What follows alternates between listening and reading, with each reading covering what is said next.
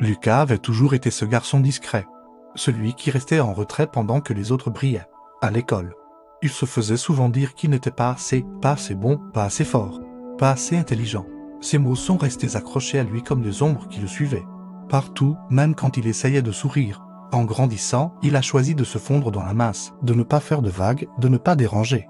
Pensant que c'était plus simple ainsi, mais au fond de lui, il savait que ce n'était pas sa place.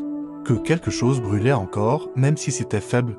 Un jour, alors qu'il rentrait d'un travail qu'il détestait, trempé par la pluie, il s'est regardé dans un miroir de vitrine et ne s'est pas reconnu. Ce regard vide, ce corps fatigué, ce cœur était, ce n'était pas lui. Ce soir-là, il a pris une décision simple mais puissante, arrêter de vivre pour les attentes des autres, et commencer à se battre pour lui. Il n'avait rien de spécial, juste une envie folle de ne plus être spectateur de sa propre vie.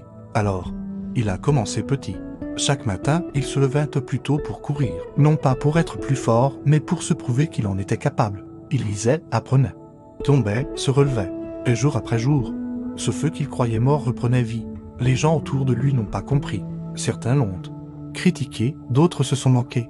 Mais Lucas s'en fichait, car il avait compris que personne ne viendrait sauver sa vie à sa place. Il a persévéré, affronté ses doutes, ses faiblesses, ses peurs, jusqu'à les transformer en force, et les résultats sont venus, pas comme un miracle, mais comme la récompense de chaque pas, chaque effort, chaque larme. Il a obtenu ce poste qu'on disait hors de sa portée.